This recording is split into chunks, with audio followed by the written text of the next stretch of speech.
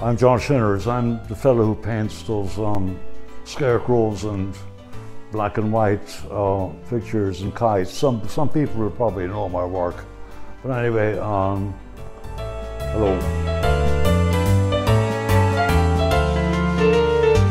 I think the best way that I could answer that question is to describe what would be a normal day for me.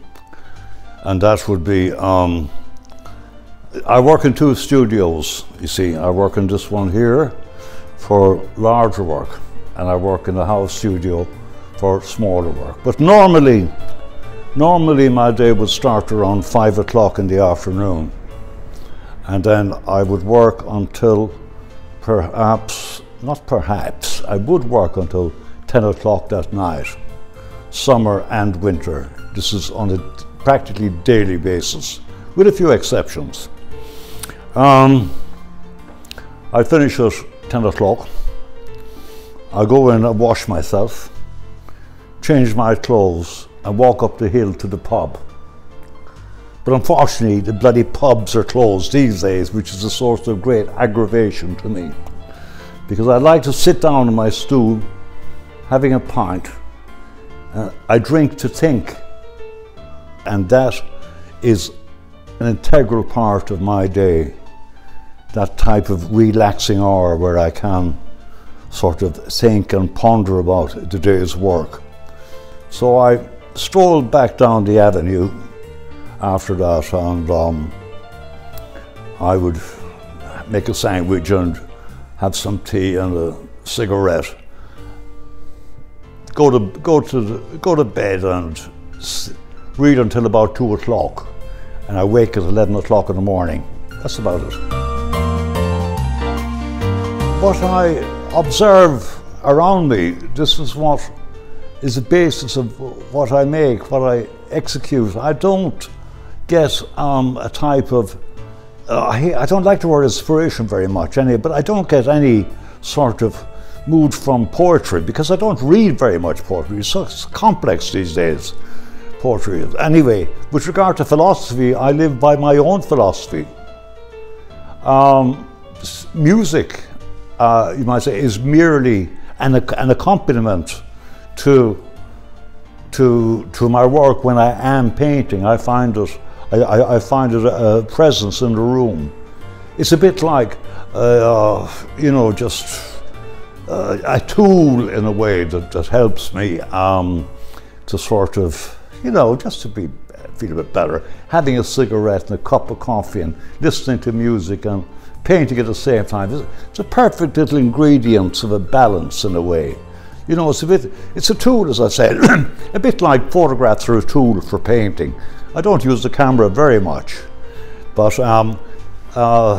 photography is of use to me in painting, just like music is, etc. So these aspects are just an accessory, all right, for me in the most comfortable situation where I am, to listen to the music, to have the tools that I want, etc., etc.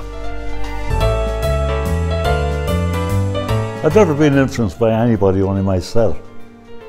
I mean, I don't see the world through other people's eyes. I see the world through my own vision. Granted, if influence in the sense of the word, if I've been influenced by other people's acts, their deeds, etc., there isn't anyone that I ever could look up to, or I never did anyway.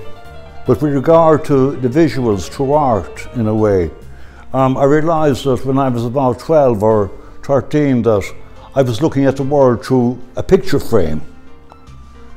And that was my own, the way I visualized the world. And I could introduce aspects into that frame that probably that weren't there whatsoever. I mean, I was highly intelligent, ultra-sensitive and highly imaginative child. Plus the ability, I was able to draw very well when I was young. I don't mean that in any immodest type of way, but that's how I was able to copy faithfully And so I just gradually made pictures, and I evolved into the creature that I am now, or the artist that I am now. But I mean, people influencing me, no. My greatest influence with regard to art is the last picture I painted, which was kind of okay. But when I think about it, a picture I painted about a year and a half ago, I think I can put my hand on my heart and say, I believe it was a minor masterpiece. And I think that any artist who can say that should consider himself or herself very fortunate.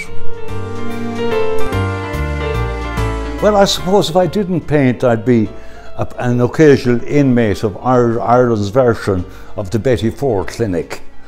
It is why I paint is for a purpose. There's an old cliche about getting out of bed in the morning, and the first thing you think of, well, when you're younger, you think of other things like, you know, but at my stage in life, when I rise in the morning, the first thing I think of is the picture outside my easel in the studio, or the picture here in the studio here.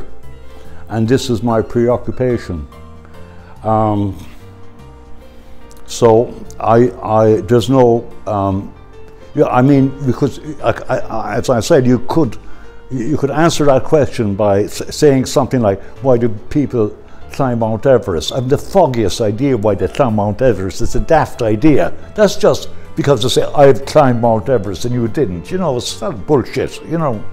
Or I can run faster than you in the 1,000 meters at the Olympics. I'm not interested in that type of competitiveness at all. So I just paint because I consider myself reasonably good at it. It occupies my time. When I do find that I have finished the work, if a work is ever finished, I find a quiet satisfaction and gratification in that. And that's what keeps me alive.